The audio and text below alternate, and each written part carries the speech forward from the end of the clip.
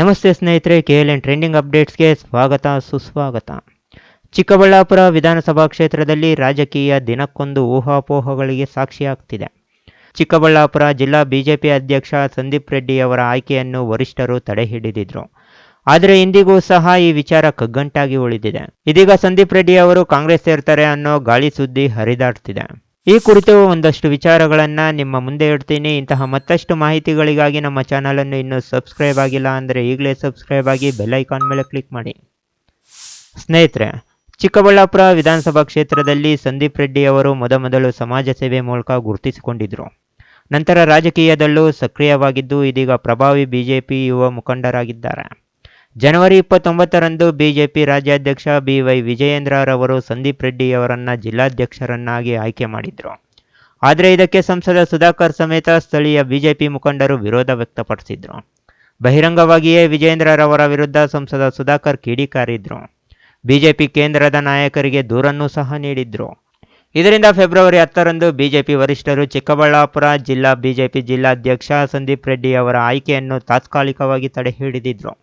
ಆದರೆ ಇಂದಿಗೂ ಸಹ ಬಿಜೆಪಿ ಜಿಲ್ಲಾಧ್ಯಕ್ಷರ ಆಯ್ಕೆ ವಿಚಾರ ಕಗ್ಗಂಟಾಗಿಯೇ ಉಳಿದಿದೆ. ಈ ನಡುವೆ ಬಿಜೆಪಿಯ ಯುವ ಮುಖಂಡ ಕಾಂಗ್ರೆಸ್ ಸೇರ್ತಾರೆ ಅನ್ನೋ ಚರ್ಚೆಗಳು ಜೋರಾಗಿ ನಡೀತಿದೆ. ಕಾಂಗ್ರೆಸ್ನಲ್ಲಿ ಬಣ ರಾಜಕೀಯ ಶುರುವಾಗಿದೆ ಎಂಬ ಕೂಗು ಕೇಳಿ ಬರ್ತಿದೆ. ಅದರಲ್ಲಿ ಒಂದು ಬಣ ಸಂದೀಪ್ ರೆಡ್ಡಿ ಅವರನ್ನ ಕಾಂಗ್ರೆಸ್ಗೆ ತರಲು ಪ್ರಯತ್ನಗಳು ನಡೆಸುತ್ತಿವೆ ಎಂದು ಜಿಲ್ಲಾ ಕಾಂಗ್ರೆಸ್ ಮೂಲಗಳಲ್ಲೇ ಕೇಳಿ ಬರ್ತಿದೆ.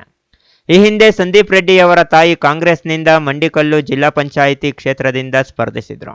ಸಂದೀಪ್ ರೆಡ್ಡಿ ಅವರ ಕುಟುಂಬದ ರಾಜಕೀಯ ಆರಂಭವಾಗಿದ್ದು ಸಹ ಕಾಂಗ್ರೆಸ್ ಮೂಲದಿಂದಲೇ. ಸಂದೀಪ್ ರೆಡ್ಡಿ ಚಿಕ್ಕಬಳ್ಳಾಪುರ ವಿಧಾನಸಭಾ ಕ್ಷೇತ್ರದಲ್ಲಿ ಸಕ್ರಿಯವಾಗಿದ್ದಾರೆ. ಹಳ್ಳಿಗಳಿಗೂ ಸಹ ಭೇಟಿ ನೀಡುತ್ತಿದ್ದಾರೆ.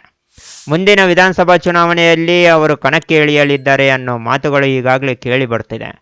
ಭಗತ್ ಸಿಂಗ್ ಚಾರಿಟಬಲ್ ಟ್ರಸ್ಟ್ನಿಂದ ಹಲವಾರು ಸಮಾಜ ಸೇವೆಗಳ ಮೂಲಕ ತಮ್ಮದೇ ಆದ ಯುವ ಬಳಗವನ್ನೇ ಕಟ್ಟಿಕೊಂಡಿದ್ದಾರೆ. ಇದೀಗ ಸಂದೀಪ್ ರೆಡ್ಡಿ ಅವರನ್ನ ಕಾಂಗ್ರೆಸ್ನತ್ತ ಸೆಳೆಯಲು ಪ್ರಯತ್ನಿಸಲಾಗ್ತಿದೆ ಅನ್ನೋ ಚರ್ಚೆಗಳು ಜೋರಾಗಿ ನಡೀತಿದೆ. ಆದರೆ ಬಿಜೆಪಿ ಜಿಲ್ಲಾಧ್ಯಕ್ಷ ಸ್ಥಾನದ ಕಗ್ಗಂಟು ಮುಂದುವರೆದಿದೆ.